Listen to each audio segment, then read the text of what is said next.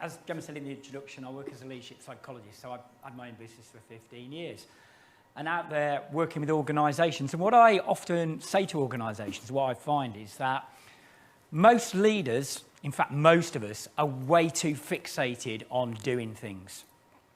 We get it with our task list every day, and it's a very reactive, can be a very reactive role in business and in leadership.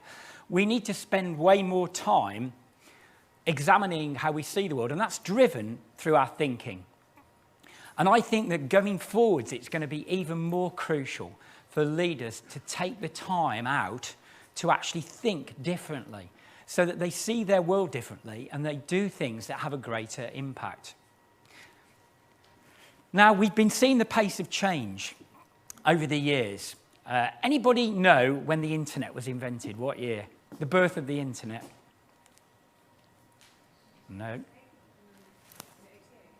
It was 1983 officially.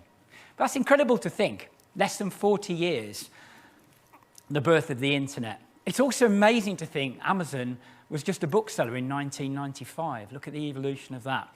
And we've seen through history the companies that don't necessarily keep an eye on change, whether that be Kodak or Betamax, and the companies that actually ride that wave of change, companies like Spotify and Uber. I'm a very big Spotify fan because I'm a big music fan. So, I think we've seen this really rapid rate of change, at times exponential. There's the famous Moore's Law, where I used to be involved in IT, and you'd have the doubling of processing power every year. Whether that pace is still at that same rate, we are still seeing that incredible exponential shift in change. And that means that leaders need to be mindful of that and reactive to it. There's a really interesting stat I heard recently that around 85% of the jobs that will be done by people who are in education now haven't yet been created. Now, whether that figure is true or not, the majority of jobs in the future that, if you have children in the room, the jobs they'll be doing in the future, they haven't even been created yet, and that's a pretty startling fact. So it means that leaders need to be more strategic. It sounds a big word, doesn't it, strategic? For me, that means, as I said earlier, taking time out, stepping back from a business, looking at the bigger picture and making more strategic decisions. Because leaders need to be agents of change. And as David hinted at, the importance there is that leaders need to be agents of the right change. Because sometimes we can create change and instability for the wrong reasons, and too reactive. And I think sometimes I saw that over the last 2 years through the pandemic, some panicky changes and shifts. And sometimes it's good just to pause and reflect and decide on the decision you're going to take. Because leaders need to be mindful of the impact of that change too. So, what is the environment that we're going forth into? We're actually in the throes at the moment of something called the Fourth Industrial Revolution that started in 2015. And over the next few years, it's going to be incredible to see billions of people connected by technology, processing power and storage beyond probably our dreams at the moment. And we've already been seeing all this, haven't we, with things like artificial intelligence and virtual reality, human augmentation and robotics. We're already seeing things like virtual administrators replaced by artificial intelligence. We're seeing the start of driverless cars. And I'm sure many of you saw the incredible drones display at the Platinum Jubilee at the weekend. I was at a wedding 2 weeks ago, and the group photo was taken by a drone. That was I don't know if anyone else has experienced that. That was my first experience of having a drone taking a wedding photo. Almost unimaginable if we were to go back a few years. And I think this is one of the important things. The future of change, I think we know it's going to be radically different, but I don't think any of us in the room can really foresee what it's going to be like. So it means that we need to be adaptive and be able to react to that. What does it also mean for the workforce and places where we work, organisations? We're obviously seeing a fast acceleration of hybrid working, remote working. Even people like Elon Musk are eventually going to have to come on board with this in the future. But I find it bizarre that 3 years or 4 years ago, I was out with a company in Zurich, encouraging the senior leadership team to include just an element of flexibility in working, and they were quite resistant to that. Overnight, they had to completely, fully embrace it, and I think it shifted the thinking of people. So we need to be mindful of what's going on with that. I think we're also seeing changes with regards to the use of cash. Again, it was fascinating. I was in London with my wife 3 years ago, and we were wandering around London, and I was saying, I think we'll move to a cashless society much more speedily than we think we will. And lo and behold, the pandemic has obviously shifted that a lot. But we were in London for her birthday 2 weeks ago, and I walked past Pret a Manger, and there was a sign there that said, I can't remember if it was exactly now or it was coming, that they will not be accepting cash. Now, there are some issues around that. Again, we were talking about the impact of change. My wife, who's involved in local authorities and issues in the community, was saying people who are homeless and whatever, they don't have access necessarily to cards and whatever. And this is actually can be cutting off an element of society. And this is an important point I'm going to return to later.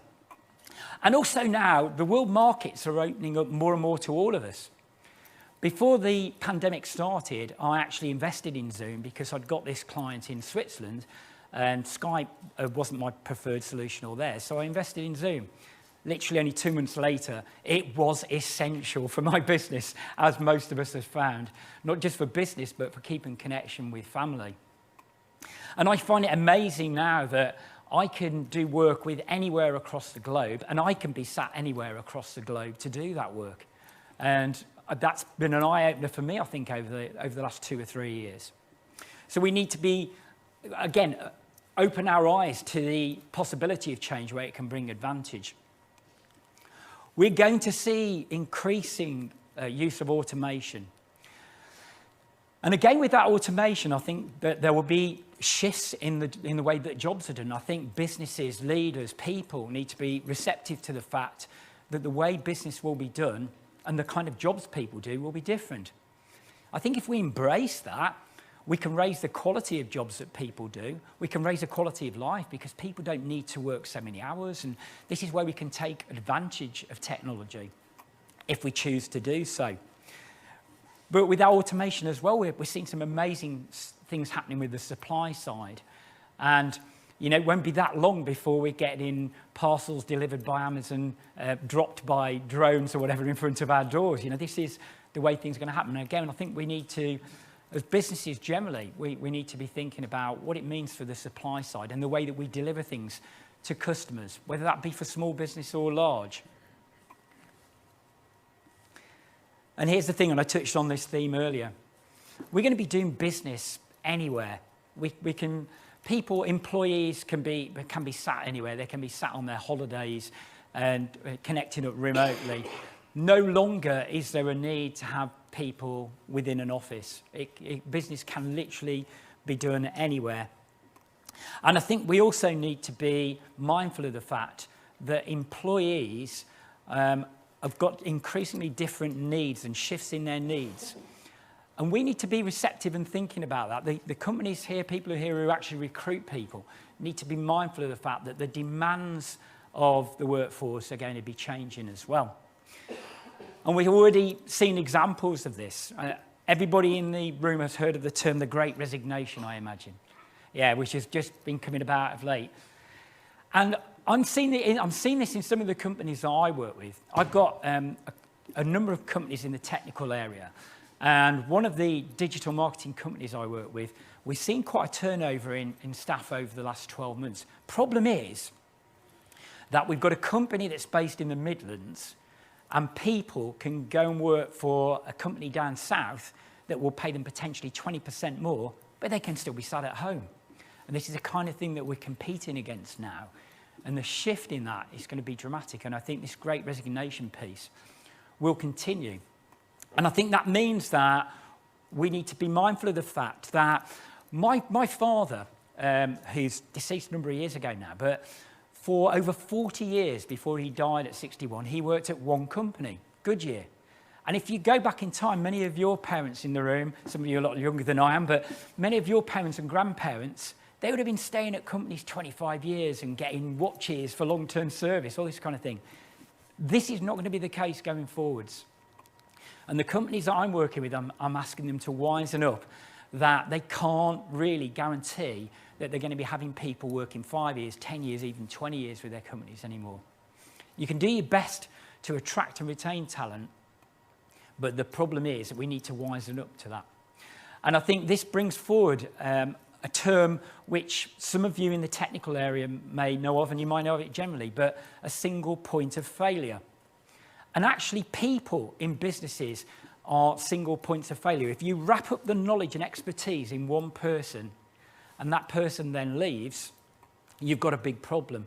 So the companies I'm working with, I'm talking about disseminating knowledge and actually creating knowledge banks and knowledge stores so that people can access it more readily. And again, companies need to think about that, not from just a technical point of view, but from the people. Because this great resignation, if it is that or whatever, this idea of people moving around, and there's going to be more temp jobs and the gig economy, and the move away from this old position where people did 40-hour jobs over 5 days for 40, 50 years, it's just no longer the case anymore. And we need to be reactive to that. We're also with people seeing something that I only heard this term fairly recently, Generation Alpha. I think a lot of us talk about millennials and such like, but Generation Alpha is the new group of individuals who are under the age of 12, okay? And they're different. They're immersed in technology.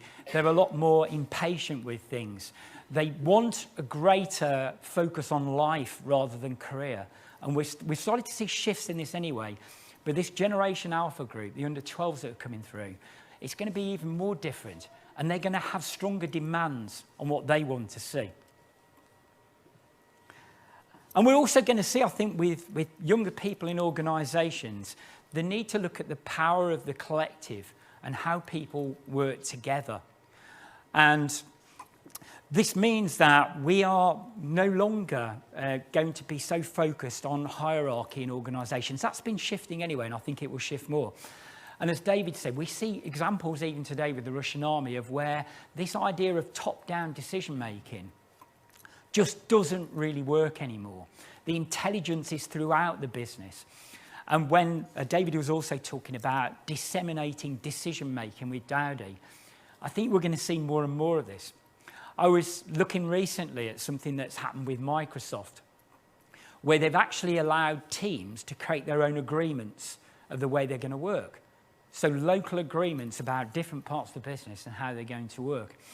And there's a medtech company that I work with where different parts of the business can work in different ways. Some of them, it makes sense for them to be in the office more. Some of them, they can work remotely, full-time.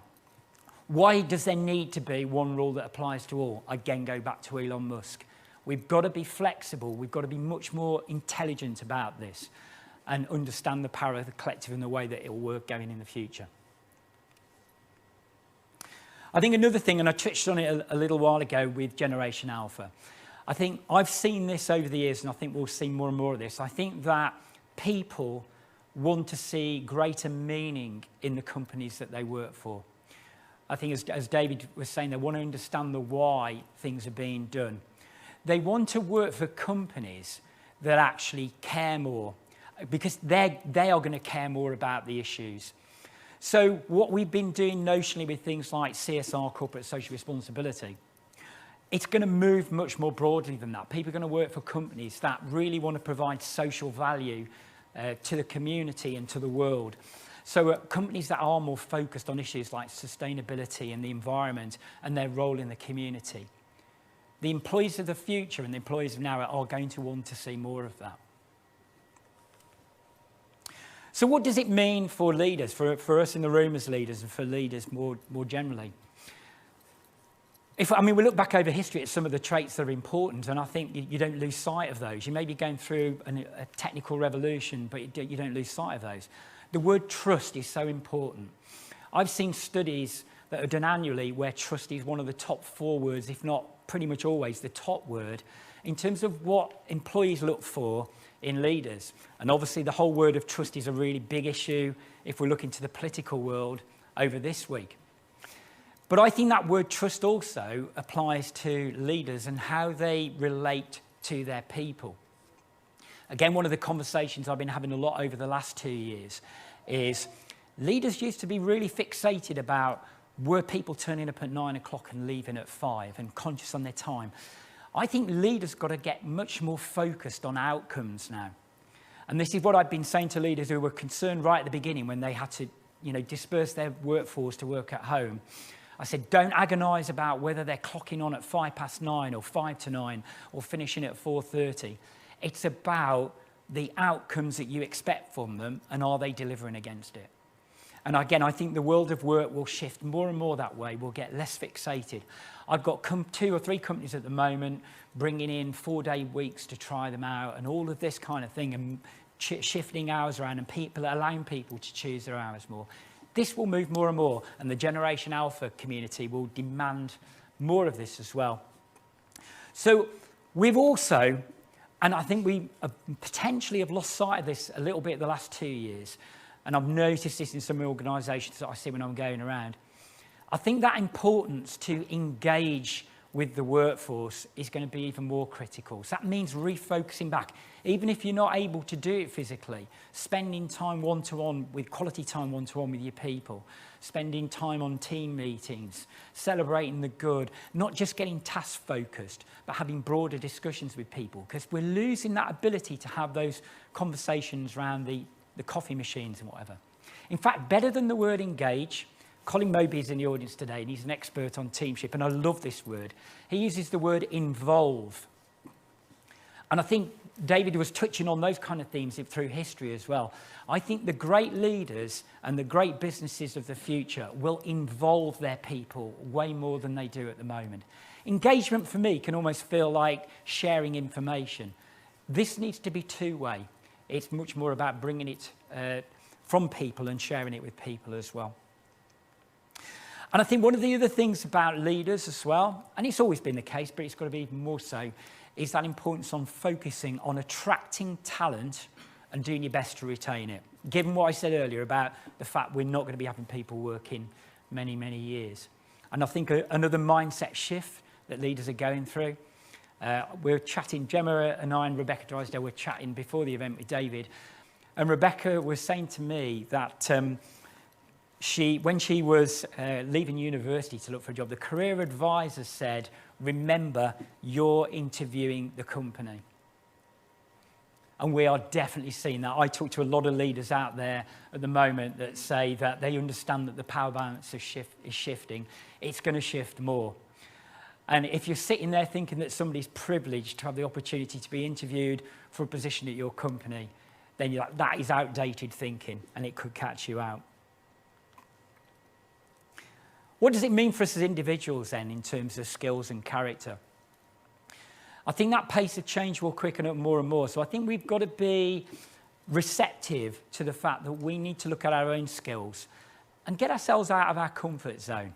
It can feel threatening, change, but if it's the right change, then it's up to us as individuals, particularly if we're in business, to keep looking at our skill set and the way that we improve that. It also means, though, not losing sight of character, not losing sight of the important values that we attach ourselves to. Companies over the years have often done this piece on company values, and I think sometimes it can be a bit of almost like a notional sort of piece of work.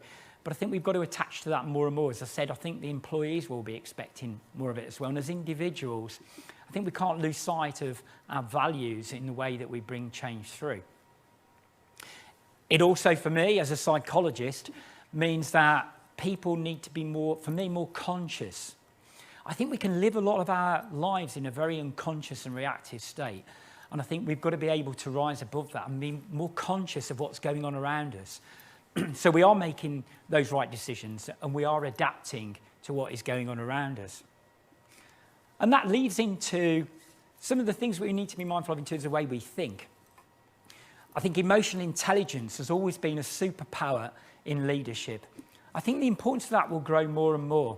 I think the leaders that have a greater self-awareness and can understand themselves better and they understand what motivates them better, but also can empathise with other people, put themselves in other people's shoes and build relationships, because the ways of building relationships are changing now as well. It's less physical face-to-face, and unfortunately that feels a little sad, but that's probably going to get more and more.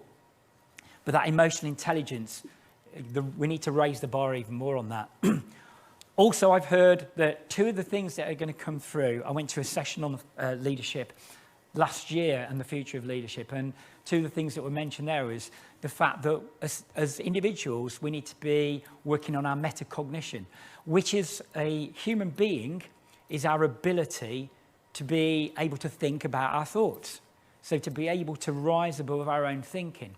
And metacognition as a skill is something we need to focus on. And that means us being more conscious, as I said earlier. And also, with the increasing use of technology, technology is way more logical than human beings. We are sometimes very unpredictable. But I think that that focus on logic will increase as well, because we'll be living in a world that's more driven further and further by logic, because technology will bring that. And amongst all of this, we can't lose sight of the importance of caring. Not probably caring to the degree that David was talking about in his example, spiritually trying to connect with dead employees or what have you. But we need to care about the people around us, but we need to care about ourselves as well. Look after ourselves well. And that means both physically and psychologically as well. There's been, again, the mental health movement has shifted dramatically over the last 2 or 3 years. I still don't think we've seen the lasting impacts of the whole pandemic that we're still in terms of people's mental health. And I also like to refer to mind health, because I think the thing is, for all of us in the room, we're not either mentally healthy or not mentally healthy. We all experience life, and our psychology and our mindset can shift. And I think taking greater care of that means we won't end up in more serious problems with our mental health. So, as we come to the end of this session, it's been amazing to look at the history. I was fascinated by how we can still take so many lessons from history and apply them in the world that we are in now and the more incredible world that we move in going forwards.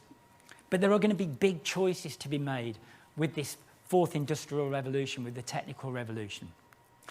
And it's going to be about whether we use technology as a force for good.